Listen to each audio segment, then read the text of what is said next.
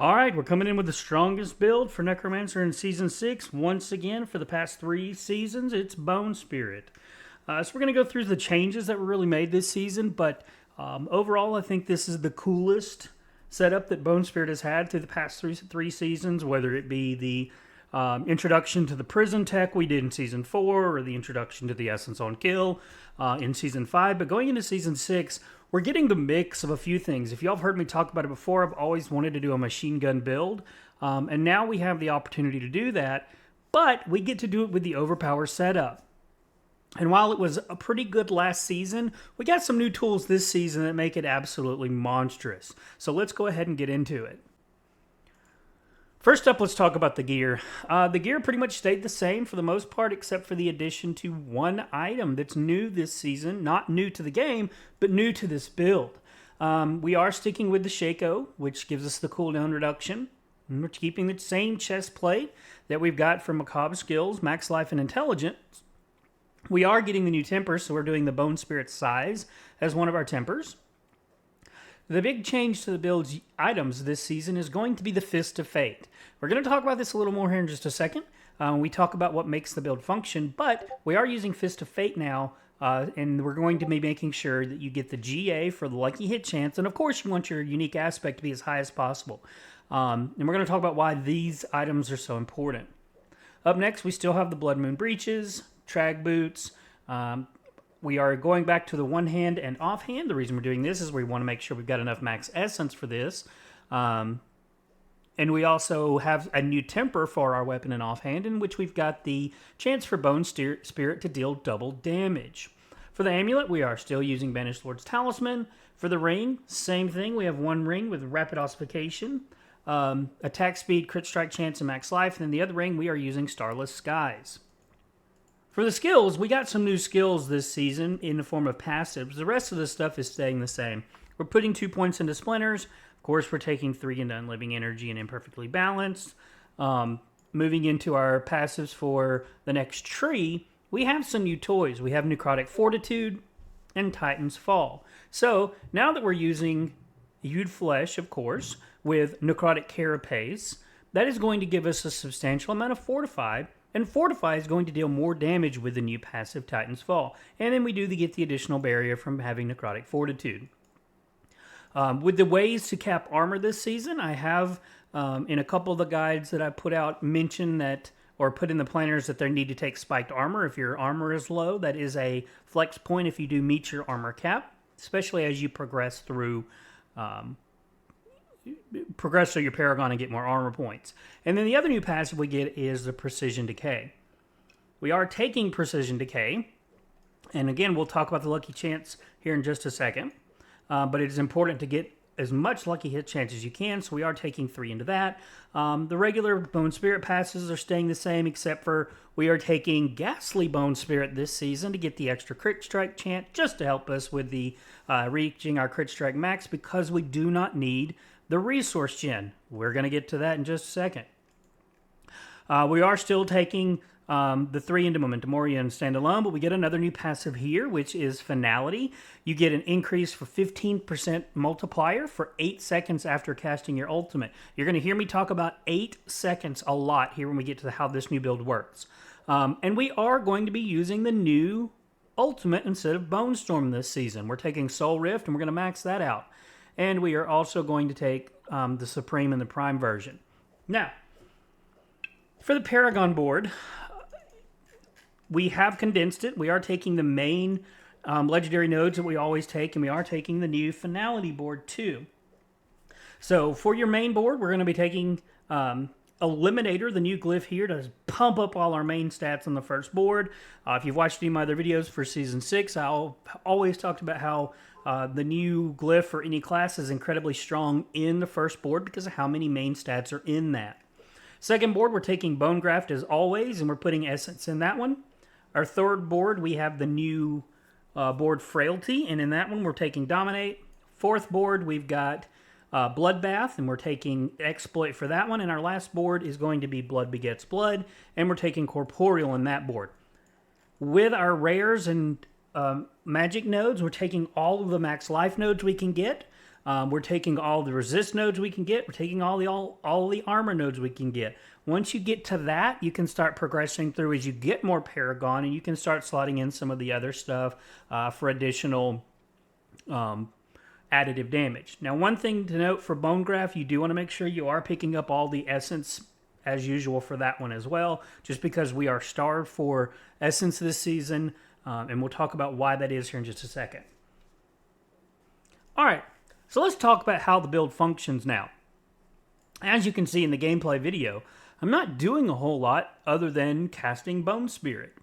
So, the new rotation is simple. A few things changed this season that have changed completely the way that this build plays.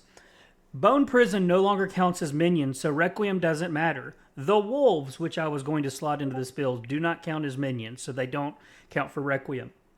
So we're not using Requiem at all. Essence on Kill doesn't work anymore for our Bone Prison. So we are not using Bone Prison in any form other than to make mobs vulnerable and to give us the additional cooldowns when anything is trapped inside of our Bone Prison. And of course, it does help with our Imprisoned Spirit because that's the biggest multiplier we've got for the build. And we are using the Trag Boots again for the Essence Gen, Essence Gain, and also to make a bigger size for that. So how does this build function? We didn't take the Essence from Bone Prison, a regen. We don't have any Essence regen on our gear. And we didn't take the Bone Spirit itself's Essence regen pass or upgrade. So how does all this work? Well, this season they upgraded one affix that completely changed the dynamics of this build.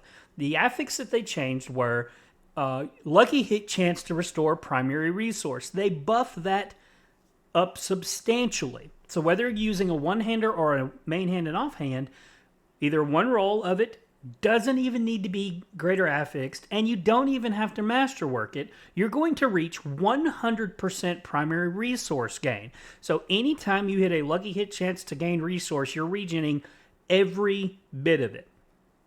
So how does this function with this build? As I said, the new addition to this gear-wise is adding in Fist of Fate.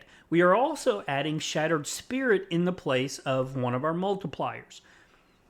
The Shattered Spirit aspect cast 18 bone splinters out of your single bone spear or bone spirit. So you're going to get your bone spirit chance to lucky hit, and you have all those essence or splinters that are coming out that have a chance to lucky hit, and you have your lucky hit chance on the splinters coming out of Traggols from your bone prison. So all of that combined is at any given time you've got 20 plus chances to gain 100% of your resource back.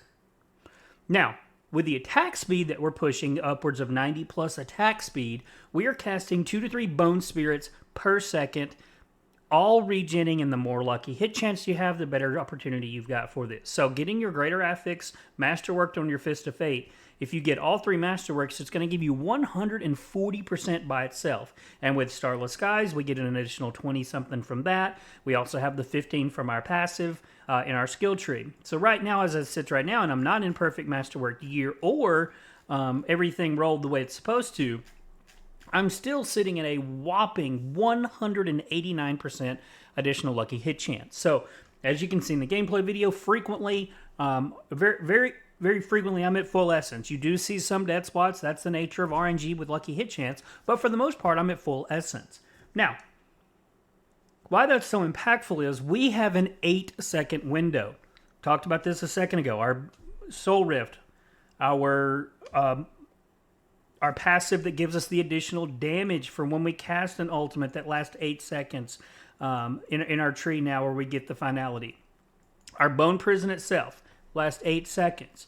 Now, Decrepify has a substantially longer cooldown. It's 14 seconds duration.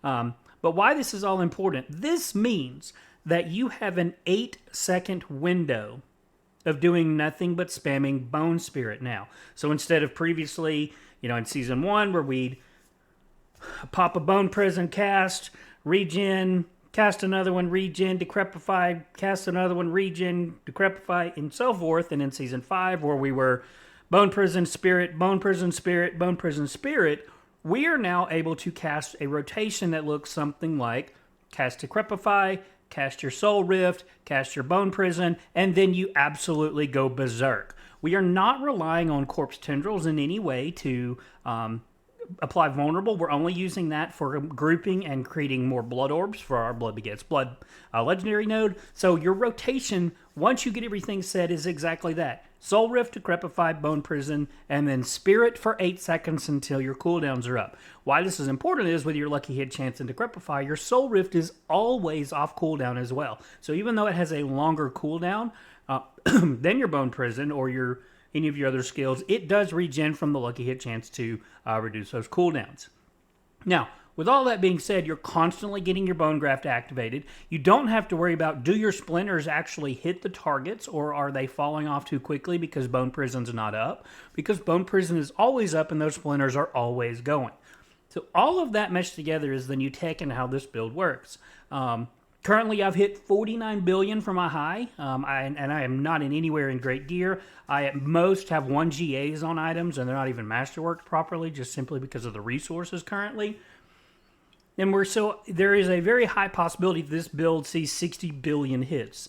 And it's really going to just outclass anything else that Bone Spirit or Necromancer has for its class this season. Well, that's the build. Let me know if you got any questions down in the comments. If you've got anything you're working on that you find interesting. We got a couple more build guides that are going to be coming out in the next few weeks. So look forward to seeing you there. And as always, thanks for watching, guys.